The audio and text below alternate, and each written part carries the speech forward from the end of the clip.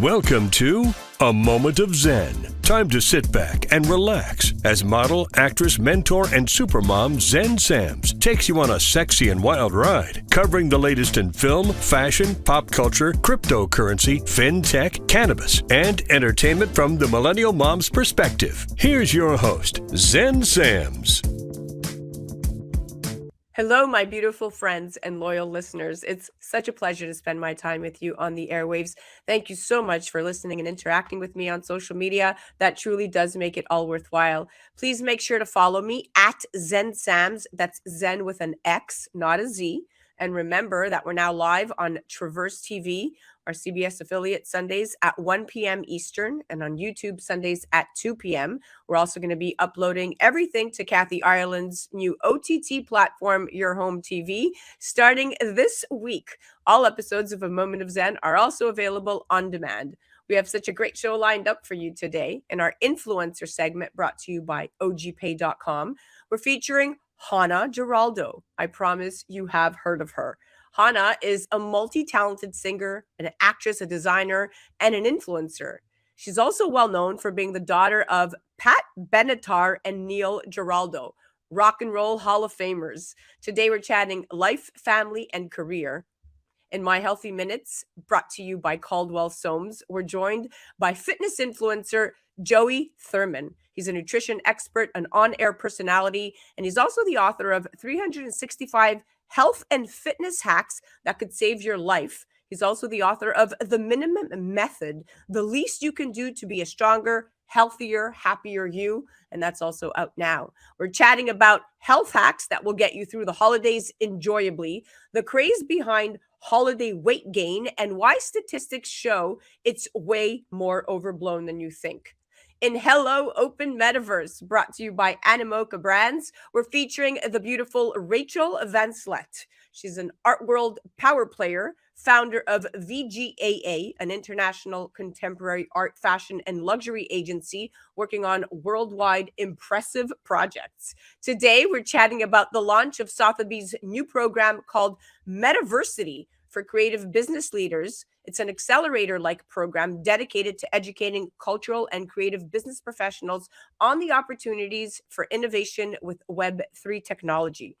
Art in the metaverse and the new immersive experience redefining galleries is going to be what we are chatting about today. In our Business and Buzz segment brought to you by Revere Securities, we're featuring our regular contributor, Kyle Wool, non-executive chairman at Revere Securities, along with the famous Thomas Hayes, founder of Great Hill Capital and hedgefundtips.com.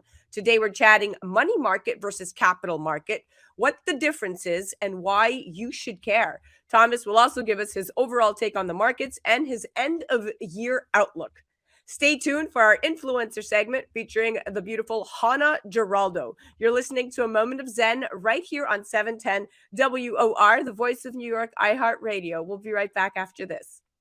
A Moment of Zen is brought to you by Caldwell Soames Incorporated, investing globally in transformative businesses like Original Digital Corporation, or ODC. ODC develops advanced consumer and commercial fintech solutions such as OGPay, which will transform the way you manage your money. From sending and receiving money globally for free, paying for goods and services in person and online, pay bills, buy and sell digital currencies, all while earning interest. OGPay is easy to set up, FDIC insured, and your information is secured. Check out ogpay.com. Welcome back, my beautiful friends. You're listening to A Moment of Zen right here on 710 WOR, the voice of New York, iHeart Radio. I'm your host, Zen Sams. Up next in our influencer segment brought to you by ogpay.com, we're featuring the beautiful Hana Giraldo. I promise you've heard of her. Hana is a multi-talented singer, actress, designer, and influencer. She is the founder of her vintage fashion business line called Ripped LA. She's also well known for being the daughter of Benatar and Neil Giraldo, rock and roll Hall of Famers. Benatar was inducted into the Rock and Roll Hall of Fame just last month in November. She turned back the clock a few decades with an incredible performance on stage alongside her guitarist and husband, Neil Giraldo. Pat sang some of her most popular hit songs like Love is a Battlefield and Heartbreaker to celebrate her illustrious career. Hana Giraldo, her daughter, is quite famous herself, appearing on Relatively Famous last year, a reality TV show about people who grew up with famous parents who basically get placed together in humble surroundings. The children of actor Billy Bob Thornton, NBA legend Shaquille O'Neal, actor Martin Lawrence, and Wrestling Hall of Famer Billy Gunn all appeared in the first season with Hana. Since then, she has turned it up and amassed millions of followers. Here to chat life, family, and career is the stunning Hana Giraldo. Welcome to the show, beautiful girl. Hi, how are you? Thanks for having me. Thank you for coming on again. So, what is it like to be the daughter of not only one but two rock star legends? I always get asked that question, and I wish I had like a crazier answer for you. All I can say is that I am so blessed and honored to be, family with the most iconic people in the world. But, as a kid growing up, you don't really know your family's necessarily famous. So, in a way, my parents are very humble. So I'm very blessed by that. And growing up with famous parents really isn't that different for me just because of the way I was brought up. But then again, I can't say that because, of all the luxury and stuff, but that I'm blessed for. But when it comes to like work and stuff like that, I do everything on my own. Yeah, I know you do. You're a very hard worker, and your parents are still going strong. Pink's Summer Carnival tour is going to kick off next July in Toronto, and your parents are going to join the tour and perform at Boston Fenway Park, and then they're going to appear 5 more times on tour dates between Washington D.C., Minneapolis, Chicago, Milwaukee, and L.A. How do you feel about your parents still being so active, so on the road? And does this set up the highest standards for you to follow? I mean, absolutely. I think that they are a powerhouse. They're not going to stop because they're musicians. When you're a musician and you're an artist, like someone like me, it's just in your blood and you just got to keep going. Eventually, I'm going to take over and hopefully they'll pass the torch. You know what I mean? I say that not in a way that I'm conceited, but in a way that I'm trying to manifest. So I think it's just a big inspiration. It shows me truly how, cool and awesome my parents are, which is amazing to say because most people don't really have that to say about their parents. So it's pretty cool. And I don't think it sounds conceited at all. I think it's in fact beautiful that you look up to your mom. You look exactly like her. You sound very similar to her. You've clearly grown up around this environment where you've picked up some of the most incredible trades of growing up alongside musicians and singers and songwriters. Absolutely. I mean, my mother has taught me so much about being, a woman in this industry, about, the struggles and like things that she had to go through.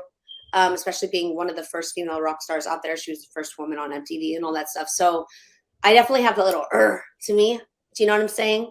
So we know what you're saying. We know the in you. Now, what are some of your fondest memories growing up? Well, as a kid, I would love to go on tour. It was like a lot of fun. But what's funny is I'd have babysitters a lot. And every time when the show was about to start, my dad would have bubble gum right next to his, stool where he would play guitar and he'd be like, "Hey buddy, come on stage whenever you want, just grab a piece of bubble gum." So I'd be like 3 years old and I would run onto the stage no matter what. If it was a stable set or if it was anything, I would be like, "Hey guys, you want to play hide and seek?" They'd be like, "Yeah, Hana, but don't go on the stage this time." I was like, "Okay." And I would just run on the stage. All I really wanted to do was to sit on the stage. Like I asked my mother and father, like, "Can I sit on the stage and just watch the audience?" And they were like, "Okay, sure." So I would just be like, well, it shows that you definitely craved the spotlight because you saw that the spotlight was not what the stigma of being famous really is. Most American households will look at Hollywood families and there's a stigma that goes with that. It's sex, drugs, rock and roll, parents not being there, moms and dads that are not engaged and involved. And for you, it's quite the opposite. Your parents are very much still together after all these years. Your family is extremely, at the root of everything you do. You do it all together. You yourself, have a sister that you are best friends with. You have, I know that you have recently a nephew you've welcomed into the family. So congratulations. Tell me, what are you focusing on in your personal life? And just as importantly, what are you currently focusing on career-wise? So right now I have shifted all gears to music.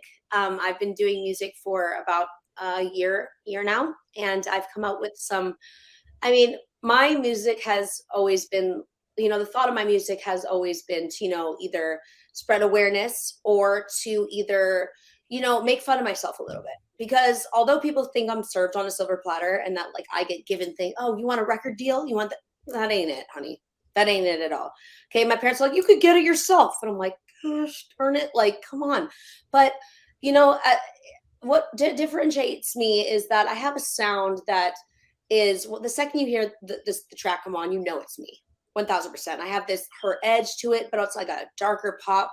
I talk about being, a weirdo. I talk about being, having ADHD, but I don't just like talk about it. I own up to it. So I've been working with people like who's worked with Aretha Franklin, John Legend, a bunch of different people. And I have a bunch of killer records that I'm excited to put out. And I've also written like 4 or 5 of my mom's last songs too as well. And so I'm constantly in the studio, constantly doing that. So that's actually what I'm doing after this. Beautiful. I love it. And I know that you've been writing for your mom since you were a teensy-wincy little girl. Yes. So it's in your blood. What bothers you most about being famous versus what do you value the most about being famous?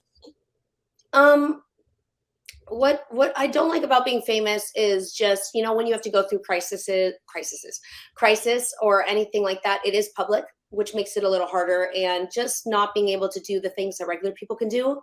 But then again, I love it. It's not, I don't like the word famous. I like the word, inspirational, or, the people you look up to, just because, I make it very prominent to make sure my fans know that I love them and I'll reach out to them. And so I don't look at it as I'm famous, I'm better than you. It's more so like, I'm going to use my words and my songs to try and help, because I was bullied, and any way I can help kids and, or women or men or anybody of any sort really go through things, I believe that music is the best outlet. Music is definitely a great outlet, very therapeutic. And I'm sorry you were bullied, but the fact that you are proactive about it now and spreading awareness is what It made me matters. such a stronger girl. Don't worry about it. Like, Yeah. So what does your holiday table look like? Is it a million friends in and out, or do you keep it intimate? my family is very small, so we like to keep it very intimate. It's usually me, my sister, my brother-in-law, my mom and dad. Just a small Christmas. I really like that. I don't need the big extravagant, Yeah. thing. It's just about family and about the kids and stuff. It's And not about your 3 dogs. I know that you're currently taking care of 3 dogs. Girl, So you have your own hands very full. I feel like I have a child and I didn't even ask for one yet. I But you love do. children, but I'm like, I'm not ready. You have 2 nieces and 1 sweet nephew. For now, your hands are pretty full doing that. All right, let's play Feed Me the Next Line. We have about 3 minutes left in this interview. I'm not going to tell you the song, but I promise you probably will know it. So do I say the line or do I say the name of the song? No, you don't. No. You'll know the song, hopefully, but you got to get to the next line when I stop singing or when I stop feeding you the words, okay? Can you sing it to me? All right. I'm going to try. All right, here we go. I'm going to try, okay? You're making me go, then making me stay. Why do you hurt me so bad? Would it help me to know? Would it stand in your way? Because you're the best thing I've ever had. Believe me, you can't tell me why. But I'm trapped by your love, and I'm chained to your side. Love is a Battlefield by my mother. We are young, heartache to heartache. Heartache, we stand. No promises, no demands. Love is a battlefield. Yep. When I'm losing control, will you turn me away or touch me deep inside? Do you want me to keep going? No, you got it right. All right, rapid Q&A. Here we go. What's the biggest issue with our country? What is it? Who are you currently listening to? I listen to everything. Like, people don't want me to be the DJ because I go from Led Zeppelin to Nirvana to, Dua Lipa to Olivia. Like, I mean, I'm all over the place. You're all over the so place. Good answer. my favorite song right now is it's not really new. It's Chosen by like Ty Dolla $ign, and like I really like country music sometimes. Depends on my mood. All right, we'll go with those two. What's your favorite designer brand? Ooh, Balenciaga or Fendi. Who's the sexiest actress? Man or female? Male or female? Female. Oof. The girl from Wolf of Wall Street. What's her name? Margot Robbie? Yes, Margot Robbie. Stilettos or boots? Boots. Okay, for or against facial fillers? It's a hit or miss. I believe in like a little Botox. That's okay. but don't change your face. Your face is beautiful the way it is. Most people don't even know what's in that. True. Do you believe in angels or bogus? Angels, for sure. Afterlife or afterthought? Afterlife. Metaverse or reality? Reality. I don't even know. Wine or scotch? Wine. Wien or magic? Actually, 3-quart bourbon. 3-quart bourbon. My bad. Change my answer. 3-quart bourbon. Weed or magic mushrooms? I don't smoke weed and I don't do that either. Both. All right. Web 2 or Web 3? Sorry? Web 2 or Web 3? What does that even mean? See, there you go. On average, what is the thing that Americans do 22 times in a day? What do you think it would be? How many times? 22. Go to the bathroom? Open the fridge. What color is the black box on an airplane, Hana? The TV. What color is the black box in an airplane? Black. No, orange. What was that's good. Okay, that was a trick question. I thought you were like implying like a black mirror. You know, like Black Mirror has like the screen. What was okay? Wait, there's 2 more. What was Walt Disney afraid of? You know what? Mice. Yes, you got that. I got that. All right, we are out of time. Walt Disney was statistically I got that afraid. right. I guess that. You got it right. I've done true fact. Walt Disney was in fact afraid of mice. Hana, we are out of time. That was a blast. You definitely have to come back when you have your music. We're definitely going to play it all over WOR, iHeart Radio. Thank you so much for chatting, my darling. You're the best. Thank you so much. Thanks, guys. Bye, everybody. Love you. That was our influencer segment brought to you by ogpay.com. Definitely check out the amazing Hana Giraldo. She's all over the gram at Hana Giraldo. You're listening to A Moment of Zen right here on 710 WOR, the voice of New York, iHeart Radio. We'll be right back after this.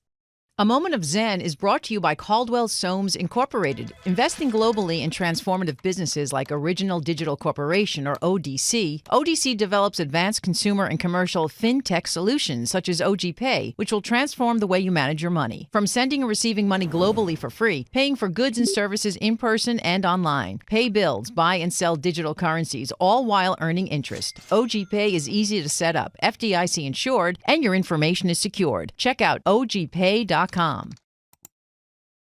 Welcome back, my beautiful friends. You're listening to A Moment of Zen right here on 710 WOR, the voice of New York, iHeart Radio. I'm your host, Zen Sams. Up in My Healthy Minutes segment, brought to you by Caldwell Soames, we're joined by fitness influencer Joey Thurman, nutrition expert, on-air personality, and author of 365 health and fitness hacks that could save your life. And his newest book, The Minimum Method, The Least You Can Do to Be a Stronger, Healthier, Happier You, is also out now. Today, we're chatting about health hacks that will get you through the holidays enjoyably, the craze behind holiday weight gain, and why statistics show it's more overblown than you think. For decades, the conventional wisdom has been that most people gain about 5 pounds between the first forkful of Thanksgiving stuffing to the greasy egg breakfast on New Year's Day. Well, good news is that the 5-pound pile-on is, like a lot of what you hear about holiday weight gain, overblown. The New England Journal of Medicine published a study of adults showing that the average holiday weight gain was just under a pound, and more than half the people in the study stayed within just over 2 pounds of their other weigh-ins. Here to chat health hacks and weight gain facts that will make and take your mind off the pounds and put it on enjoying time with your friends and family is the amazing Joey Thurman. Welcome to the show, superstar. Well, thank you. I appreciate you having me. I've got the Hacks book and I have the new book, The Minimum Method, which is even better than the Hacks book, FYI. Can't wait to get right to it. So let's talk about this. Even if the scale says you put on 5 pounds, studies are showing you probably haven't.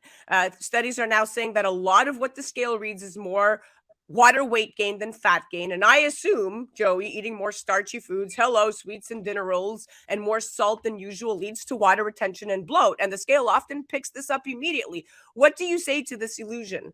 Yeah, I think we need to change our language with, I don't want to gain weight to I don't want to gain fat. I want to lose weight. No, I want to lose fat and maintain muscle tissue. There's a big difference between the scale going up, especially if you're female. Think about it. You have your menstrual cycle, you have sodium loading, you have glycogen retention, just means stored carbohydrates, sugar, all those sort of things, less sleep, stress. All these things will make that scale go up, but that doesn't necessarily mean that you added 2, 3, 4, 5 pounds of fat. There was even a study where people ate 1,000 calories over their maintenance for 7 days, meaning 7,000 calories plus, which should make you gain 2 pounds of fat. Really, all they gained without working out and anything like that, and was eating cream, just extra like creamer, which is all fat. They only gained 1 pound of fat, having 7,000 calories over it. The rest was lean muscle tissue or lean tissue. So it could be water weight, it could be glycogen storage. And think if you actually worked out and ate clean those 1,000 extra calories and use that to fuel your body and your workout. So just because the scale goes up does not mean you lost fat. Just because the scale goes down does not mean that you lost fat. So gaining weight and losing weight is completely different than gaining fat and losing fat. Yeah, thank you for simplifying that because, again, comes back to research, and it really comes down to understanding how the cycle works with respect to your body, your intake, your calories. And I always say, listen, for a holiday hack, load up on veggies first, right? It's actually not better for you to show up to a holiday meal super hungry with your turkey pants on. When you're starving, we eat quicker. I always tell my daughter, you enjoy less mindfully and you overstuff yourself. So, eat some veggies as a pre-dinner snack, to ensure that you can enjoy foods you want, but you're still getting in the nutrients your body needs. So I always use that as an excuse.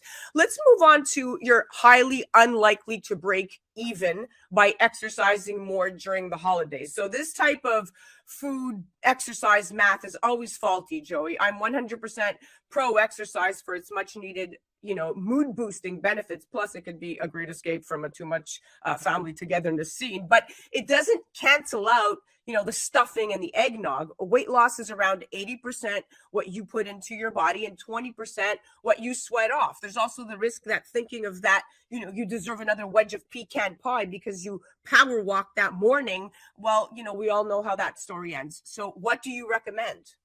Yeah. So one thing, we can put all these different numbers on it. And, I say it's not just diet and exercise, it's sleep, diet, exercise, right? Diet is just what you eat in a day. So it doesn't matter if you're eating the standard American SAD diet or if you're having, keto, vegan, all these sort of things, whatever box you want to put yourself in.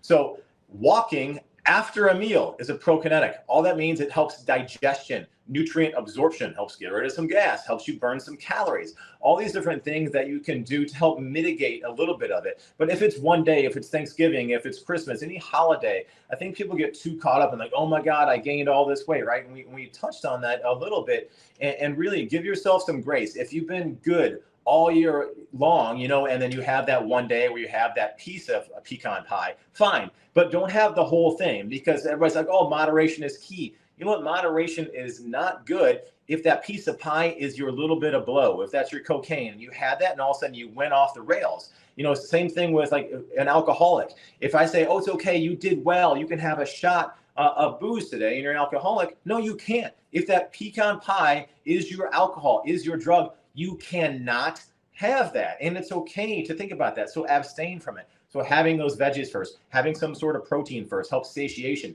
getting moving, exercise, snacking, as I talk about in the newest book, The Minimum Method. Think about getting a 6-minute workout in with a 1-minute cool down before your meal. That will help those calories be more stored as glycogen and refueling your body as opposed to being stored as fat, because there's a cellular process that happens, and we don't need to get into that. But basically your body's like, oh, I worked out, so the fuel that I'm going to take in, let me repair and help the mind, help the body. And then in turn, those calories will be more likely used as fuel in your car as opposed to being stored as excess fat. Wow, I love what you're saying. Love it. And I love the way you're putting it. So essentially, one of my mom health hacks I always tell people is, try healthier versions of your favorite holiday foods. People don't have to stick to the exact mashed potatoes, the same recipe you made every year. You can buy frozen pie crusts instead of DIYing your own. And when planning holiday meals, I always opt for homemade over processed foods. Yes, buying from a local bakery or takeout from a healthier restaurant counts for the non-chefs, but also identify where you can add more nutrients into the foods that you do love. Let's chat about, we're also unlikely to make up for overdoing it quickly, even if you diet in January. So for instance, Joey, if one is boozing and sugaring it up, they might not even have time, to go cold turkey. So sweet begets sweet. Once you start, mainlining it, you want it, and a salad no longer looks good. You kind of touched on this before. If that's your trigger, your cocaine. So what are the hacks around this? Yeah. So one, our taste buds are very adaptive. If you're used to having sweet, sweet, sweet, you're always going to crave more sweet.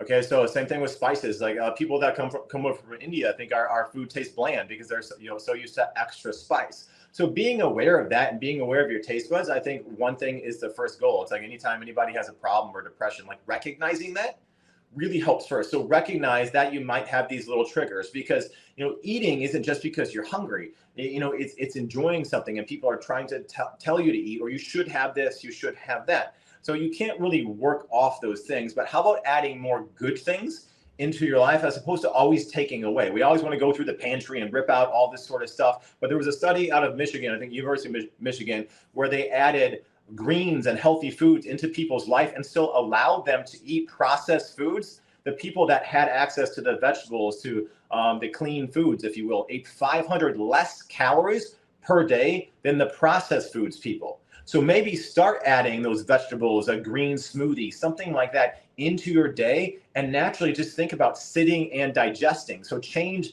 the standard American diet from SAD to sit and digest. Enjoy your food, even sitting down and making sure you smell your food, you look at your food, you're grateful for your food. You actually eat 10% less calories than people who are going to sit and watch TV and, eating on the run, stuff like that. Those little things, it's not only what we eat, but it's also what we eat and absorb. So sit down, enjoy the food, be grateful for it. Even if it's that piece of pizza, that pecan pie, enjoy that pie. Don't feel guilty right away from having it, because that's going to have that stress response. And in turn, that's going to be fight or flight. Your body's not going to produce enough digestive enzymes to break down and absorb the nutrients, the good nutrients that are in that food. So sit and digest, be grateful for the food, whatever that food is, and don't demonize any food for yourself. If you're going to eat it and enjoy it, and then try to add some good things into your life. Amen. All right, now let's move on to the gingerbread dude is not, and we repeat, not the last cookie you will ever eat. So kind of like an end of year clearance sale, we see this groaning buffet table and feel like if we don't snarf whatever's right then and there in front of us, we'll never get another opportunity. What is the advice here when seeing all this food jump at you? Yeah, I mean, it's hard, right? It's in front of you. So one, like just recognizing that and thinking about, okay, how am I going to feel? So have that thought cycle. I call that, in the new book, I say, what are you going to do? Think about what happens to you if you eat this cake. Okay, we'll keep with the pecan pie, right? If you're going to eat that, how do you feel afterwards? How do you feel during? If afterwards you're going to beat yourself up for days, for months, because you had that extra, piece of pie or, full-on cookies, then no, you should not have it, because that's going to create that negative thought cycle, that negative thought loop. But if you say, oh, if I abstain from this, I'm going to be healthier. I'm going to reach my goals more. I'm going to be there for my children, for my grandchildren. I'm going to move better. I'm going to feel better. Right there, skipping that gives a dopamine response, which is a little drip, a reward and motivational pathway. And you think, oh, that gives a positive feedback loop because you didn't have that gingerbread. And that is going to help you right there. Just being aware of your entire thought cycle, create the positive feedback loop. And sometimes you need that negative feedback. Oh my God, I'm eating this pie right now. I feel guilty about it. Make yourself feel guilty, afterwards, and think about, okay, wait a minute. Negative. I felt bad during that pie. I shouldn't have it again. I felt good for abstaining, right? That's right. And I think it's your frame of mind, and it's the way you are reacting to the situation. So I like what you're saying. Now, lastly, we have about a minute left. So Sure. stick to your regular sleep schedule and find balance with alone time and socializing. Easier said than done. What are your thoughts to actually accomplishing this?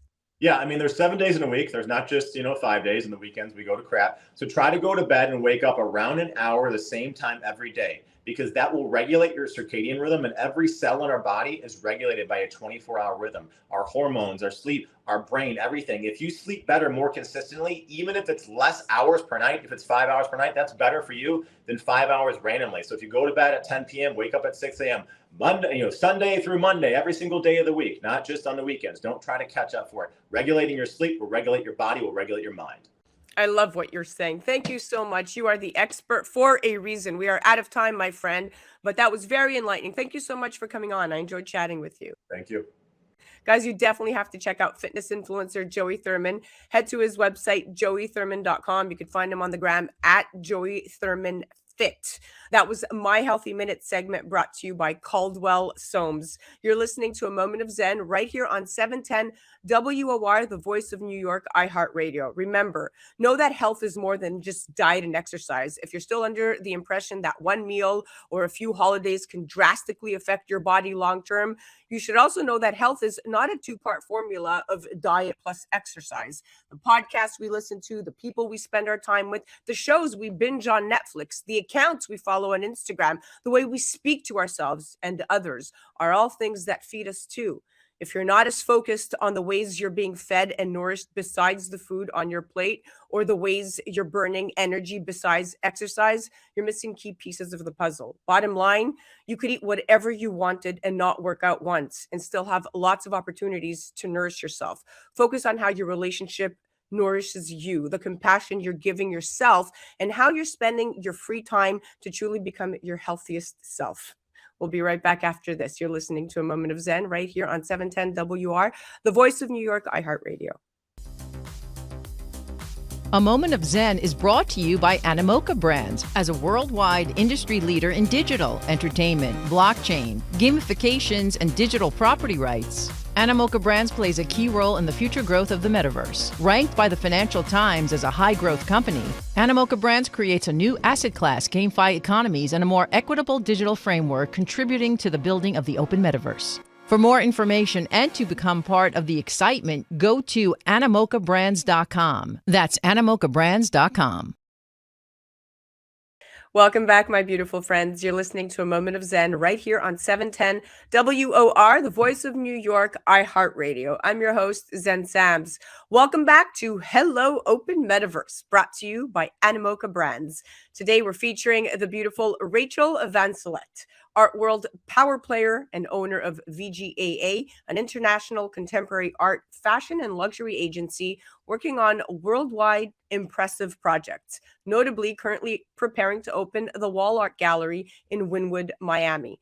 During her career, she has impressively mobilized over 180 international contemporary artists, the likes of Kenny Scharf, Marilyn Minter, Will Cotton, Billy Zane, to name a few. Rachel is an arts market trends expert who has worked for famed galleries and organizations such as Yvonne Lambert and Gladstone Gallery. She currently sits as the art and fashion luxury expert for Sotheby's Institute of Art in London. Today, we're chatting about the launch of Sotheby's new program called Metaversity for creative business leaders. It's an accelerator-like program dedicated to educating cultural and creative business professionals on the opportunities for innovation within the Web3 technology. Today, we're chatting about art in the metaverse and the new immersive experience redefining galleries. In a digital platform called Decentraland, there's another Sotheby's, where there's a yellow digital avatar of an ape greeting you at the door. The space is a replica of Sotheby's in London. Sotheby's has launched its own user-friendly digital native NFT trading platform called Sotheby's Metaverse. This is another mode of bridging the Web 2 and Web 3 gap, drawing in more traditional collectors as well as crypto enthusiasts. Sotheby's wants to be part of jumpstarting conversations. There was an enormous response to NFTs taking off in the art world with the new audiences coming in. But of course, they also have audience of traditional art collectors. That includes people who are still skeptical and people who are interested but just don't know how to enter the space.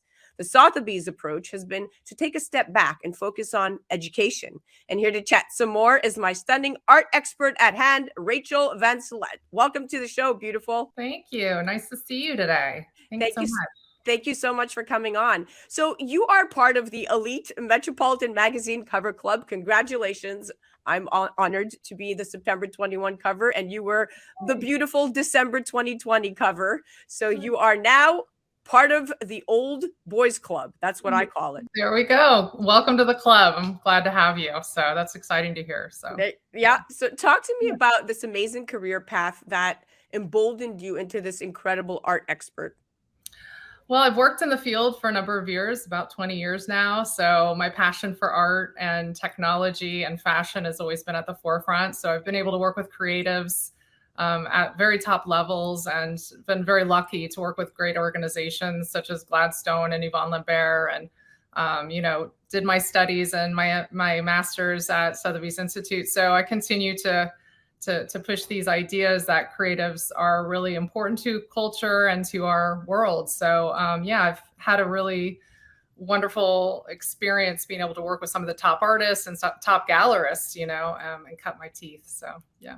Well, you're definitely in the right space at the right time. Max Moore, who is the head of contemporary art auctions at Sotheby's Asia, was quoted saying, "The first NFT sale back in April of 2021 with the artist Pac took a total of 17 million, and then recognized from that sale that there was a great opportunity, a demand from the collector side, and of course, great artwork from the artist side to really, have a stepping stone for a bigger framework there, realizing Sotheby's could play a very important role in this burgeoning market, given their current role in the contemporary art market and in the physical collectibles world as well. They were already bridging the gap between the two worlds.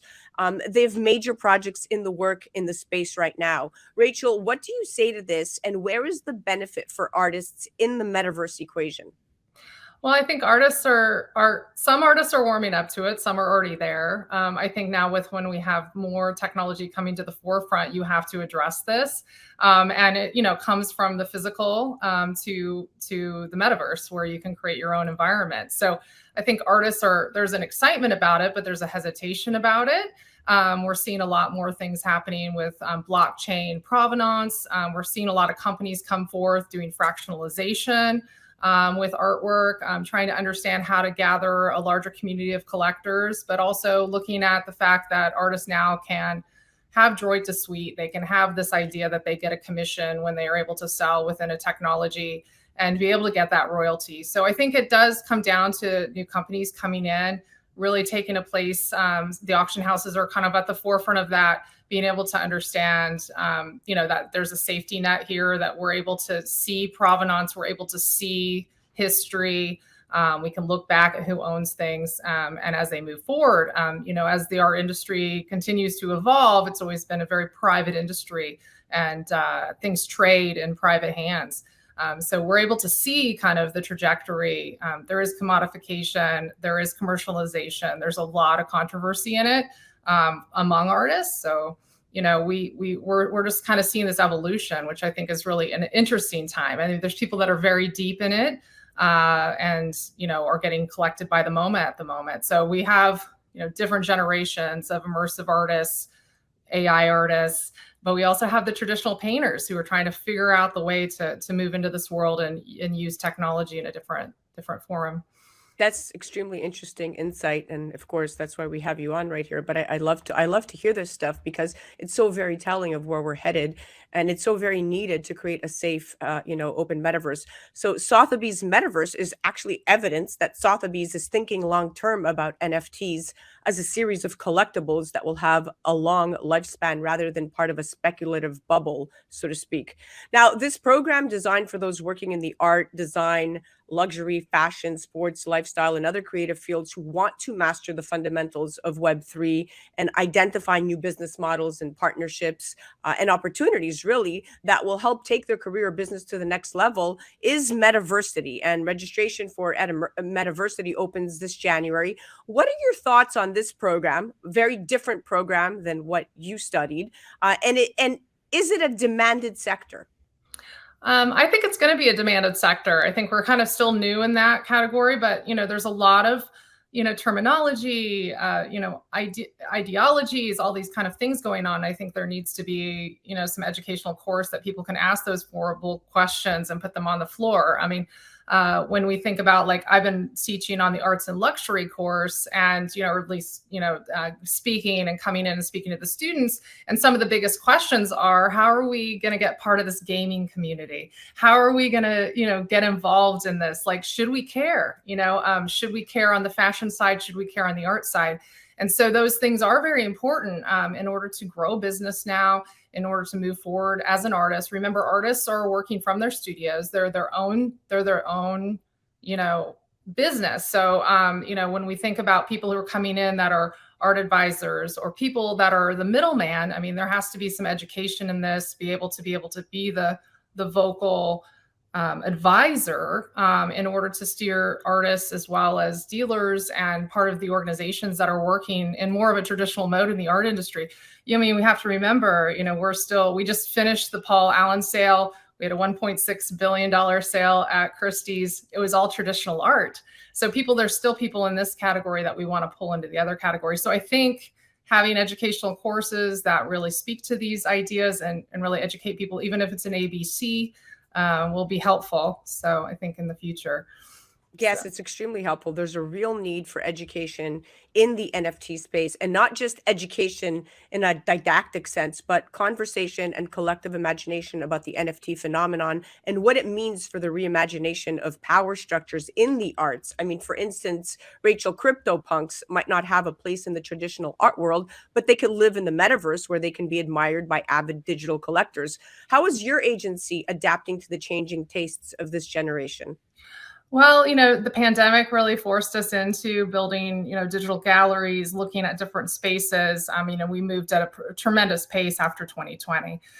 So when we really think about, I was working on the project we did for Arts and Puzzles and launching 180 artists globally for a traditional limited edition.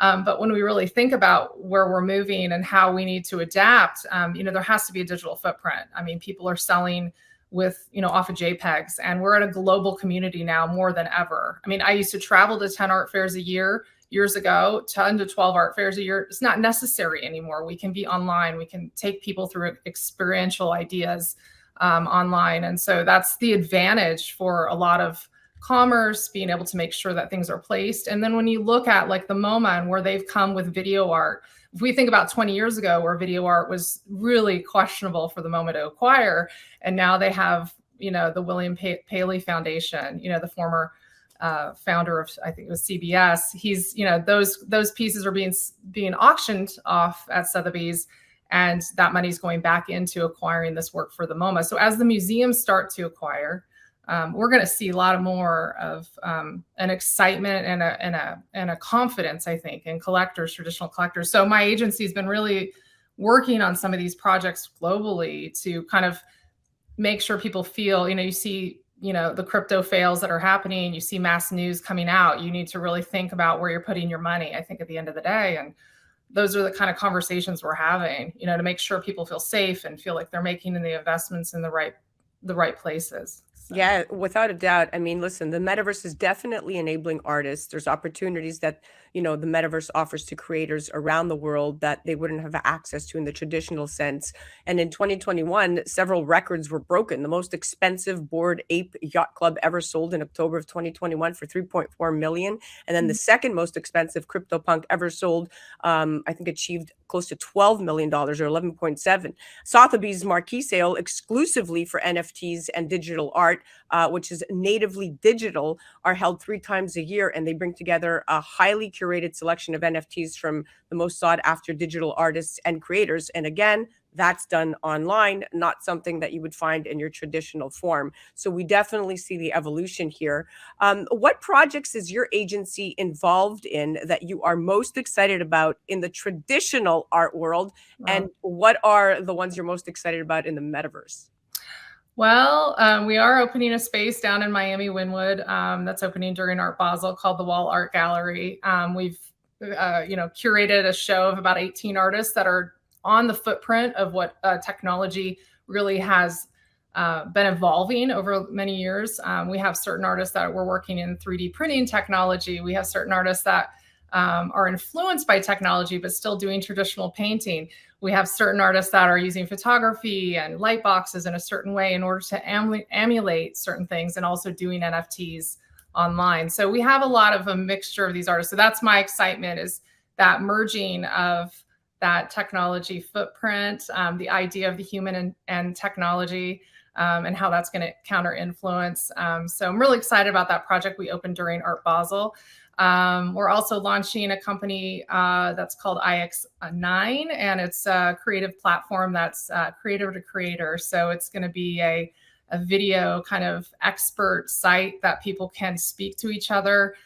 You can be anybody in the world and talk to a creative expert within the industry, which hopefully will create more voices and more conversations about what's currently happening in the creative arts and how we're kind of all crossing over. When you think about the fashion world and the art world kind of doing these cross collaborations in the metaverse, Gucci and a number of really wonderful fashion brands are doing this now, and they're collaborating with contemporary artists. We have this merging thing happening, and I think it's exciting. So those are some of the projects that are coming up for us. Miami Art Basel is a very big time, and they're doing a very large thing at the convention center that's working with certain artists who are going to be using AI technology to mint NFTs and lectures. And it's really talk about human and technology and how we're going to adapt. So I think Art Basel is going to be, kind of a really big week for these conversations. Yes, and that's December 1st to the 3rd in Miami. So that's right around the corner. Well, we are out of time. You are amazing, so full of information. You are not your average art expert, because now you are like a tech expert as well, and talking about metaverse and Web3 and cryptocurrency. You bring it all together, my darling. You are quite impressive. Well, thank you. I appreciate you. So thank you for having me today. I really appreciate it. You got it. That was our Hello Metaverse segment by Animoca Brands, and that was the awesome Rachel Van Slet. You definitely have to check her out. Rachel Van Slet, Global Art Acquisitions Inc., VGAA, and ArtX Puzzles. Check her out on the gram at ArtX Puzzles, and she's all over the place. Make sure you head directly to her website. You're listening to A Moment of Zen right here on 710 WOR, the voice of New York, iHeart Radio. We'll be right back after this. A Moment of Zen is brought to you by Revere Securities. Revere is committed to building a relationship of trust in which they work closely with you to help you define your objectives, explore alternatives, and choose the financial and investment strategies that are most appropriate for you. Go to reveresecurities.com. Welcome back, my beautiful friends. You're listening to A Moment of Zen right here on 710 WOR, the voice of New York, iHeart Radio. I'm your host, Zen Sams. Up next in our Business and Buzz segment, brought to you by Revere Securities, we're featuring our regular contributor, Kyle Wool, non-executive chairman at Revere Securities, along with Thomas Hayes, founder of Great Hill Capital and hedgefundtips.com.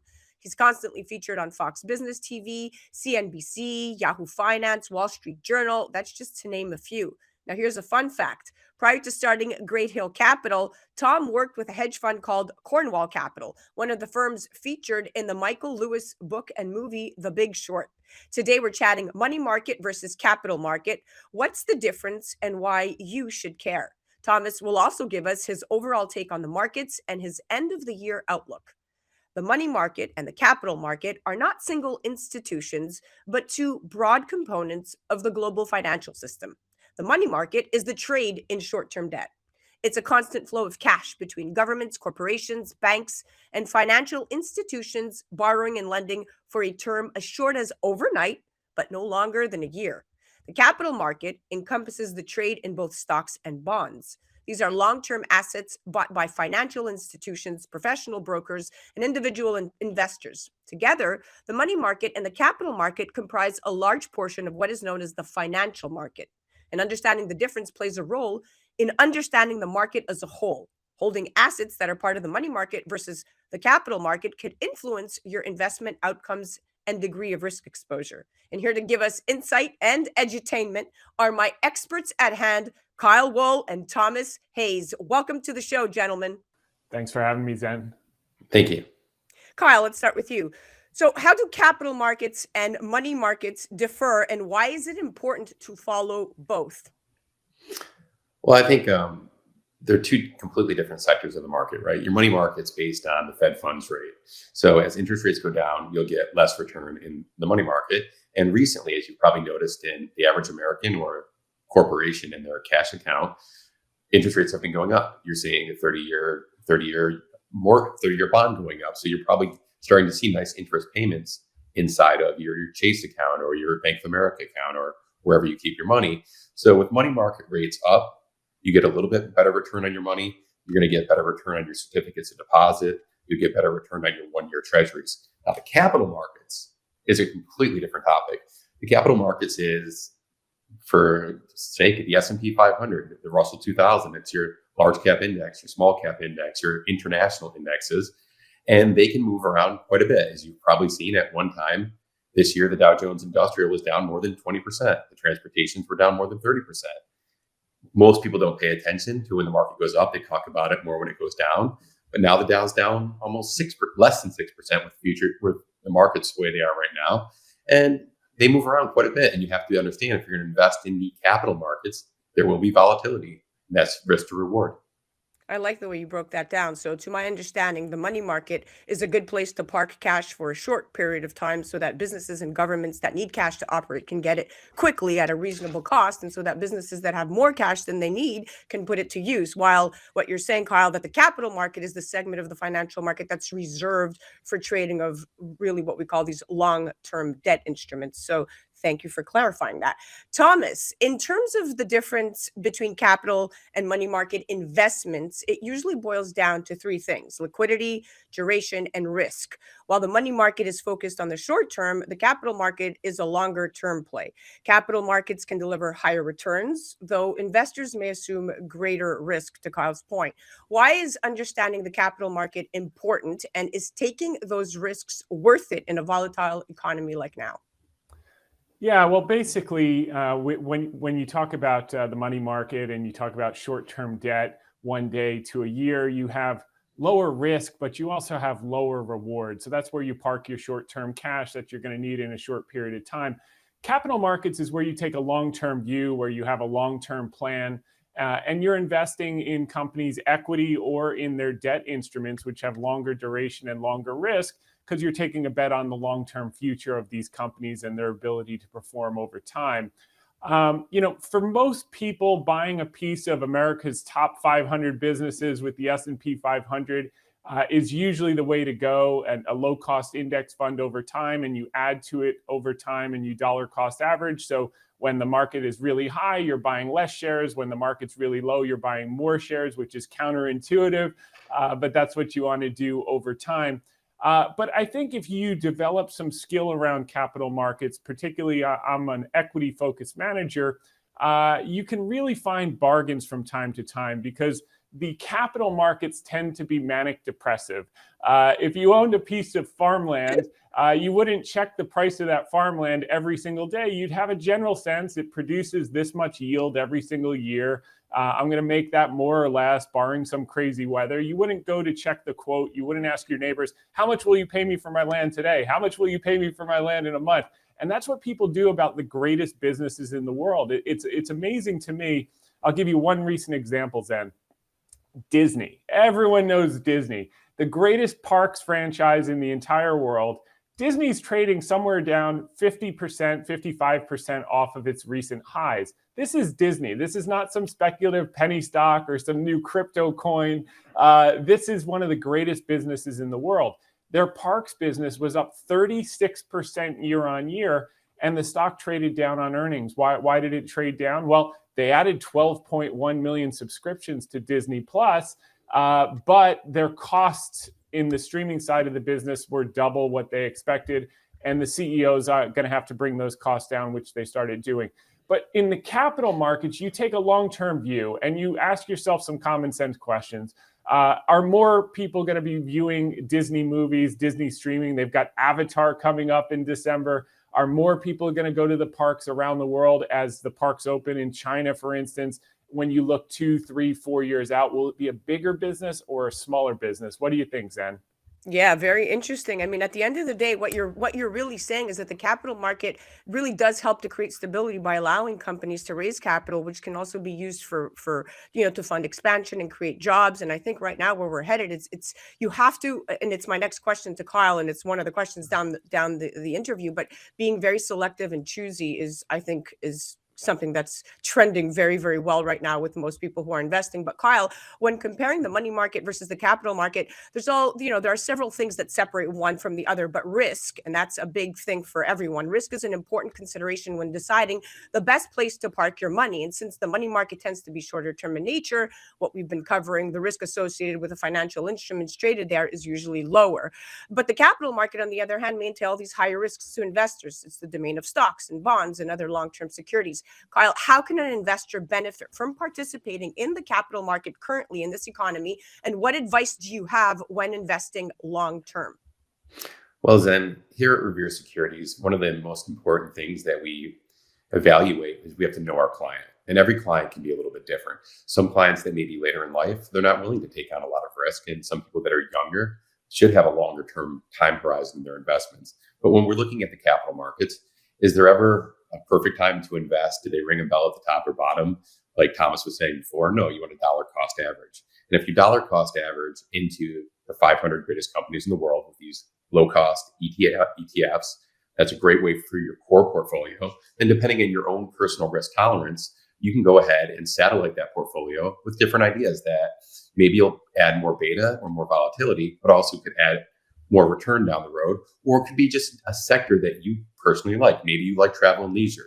Maybe you like anything to do with the space and what's going on there with satellites, with Elon Musk and what he's doing with Starlink. I don't know.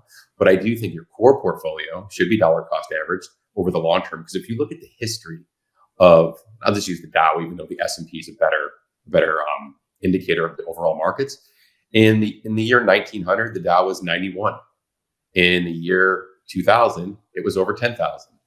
And I'm sure I think we had 2 world wars, a Great Depression, a few famines, and a Cold War, and it still did pretty well over that 100-year period. So I think it's really important to keep time horizon in perspective whenever you're making your investments. Very important. True.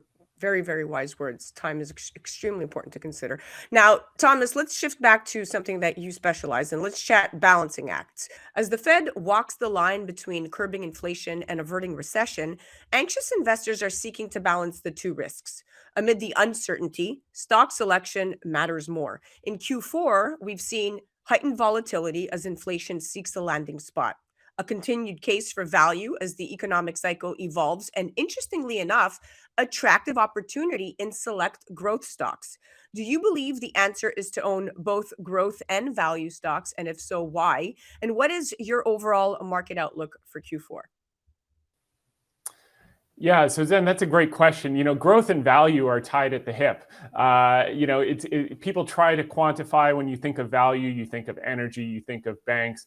But, you can also think in terms of, people also put the FANG stocks, Facebook, Meta, Amazon, Apple, Microsoft, they put them exclusively in the growth category. And some of these stocks have now come down to prices where they're trading at value multiples. So to call Apple or Meta a long duration asset is no longer the case. Long duration assets, you think of businesses that are promising a lot of earnings at some point in the future. And we saw the type of companies that were promising big growth but earning very little, they got absolutely destroyed in the rising rate environment over the last 12 months.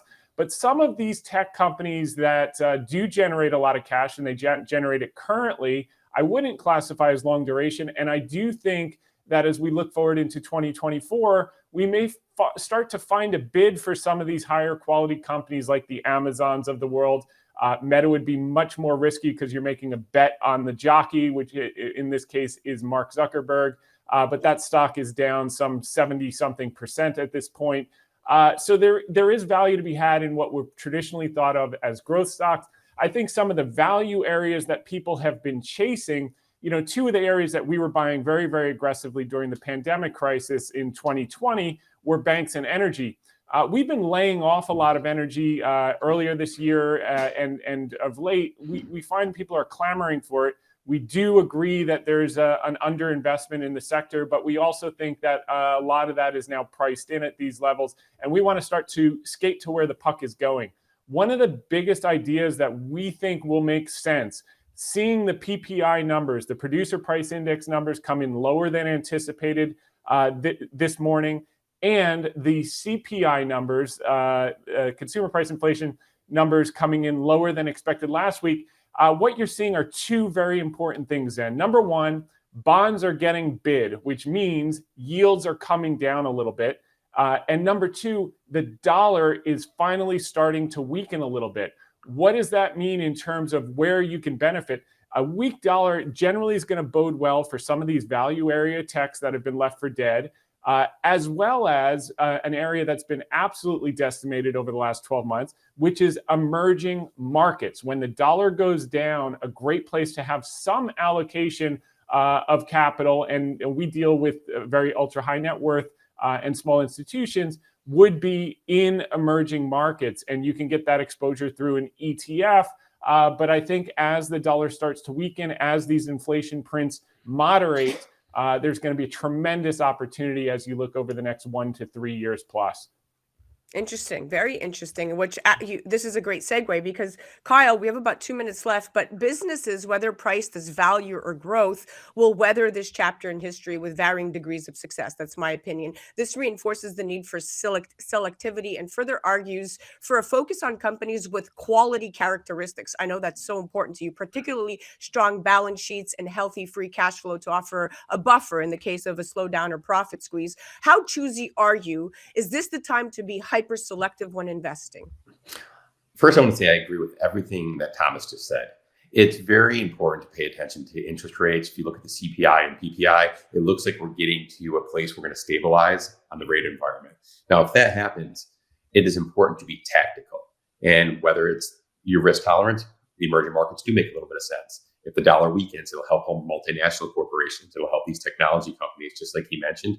But I do think in a time like this, especially when you just went from zero to where we want, to be tactical when we know we're getting to a point where things are going to level off, that's how you can really add alpha and generate returns for your clients above and beyond just buying the S&P 500. That's like I said before, the S&P 500 is a great core, but being tactical around that core is how you add value, how you add alpha.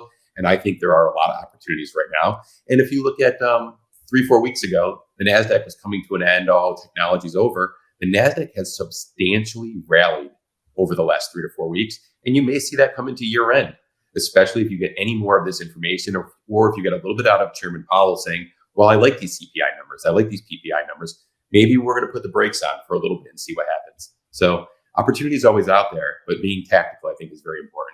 Wow. We are out of time. I just wanted to thank both of you for coming on. Thomas, thank you for simplifying it. Kyle, always a pleasure having you on. You guys are my experts at hand. And of course, we love having you on here on WOR. Thanks for having me, Zen. Thanks, Zen. Guys, you definitely have to check out Kyle Wool and Thomas Hayes. That was our business and buzz segment brought to you by Revere Securities. Now, the money market and capital market play an important role in the larger financial market. Without them, businesses would not be able to get the short and long-term funding they need. There are a lot of reasons why people do not invest their money. A lack of understanding about the difference between money market and capital market investments can be one of them. Once you understand that the money market typically involves short-term, low-risk debt instruments, while the capital market likely revolves around long-term ones with higher risk and reward, you will be on your way to better knowing how the global financial market works. When it comes to the goal of making your money grow, definitely consider Revere Securities and definitely check out our expert Thomas Hayes at hedgefundtips.com. You're listening to A Moment of Zen right here on 710 WOR, the voice of New York, iHeart Radio. We'll be right back after this. A Moment of Zen is brought to you by Revere Securities. Revere is committed to building a relationship of trust in which they work closely with you to help you define your objectives, explore alternatives, and choose the financial and investment strategies that are most appropriate for you. Go to reveresecurities.com. Well, that's a wrap, my dear friends. We are at the end of our date. I had a great time. Remember to join me right here on 710 WOR, the voice of New York, every Saturday night from 9 to 10 p.m. Or you could head to 710WOR.iHeart.com/A Moment of Zen. Also remember that we're now live on Traverse TV Sundays at 1 p.m. Eastern. We're also on YouTube Sundays at 2 p.m. Eastern. And you can also find us on Kathy Ireland's Your Home One Source. All episodes of A Moment of Zen are also available on demand and in our VOD channels. Remember to check us out right here, same time, same place, next Saturday night. Thank you for listening to A Moment of Zen. It's been an absolute pleasure being your host. Thank you to all of our sponsors that continue to make the show a huge success. And remember, happiness is the only thing that multiplies when you share it.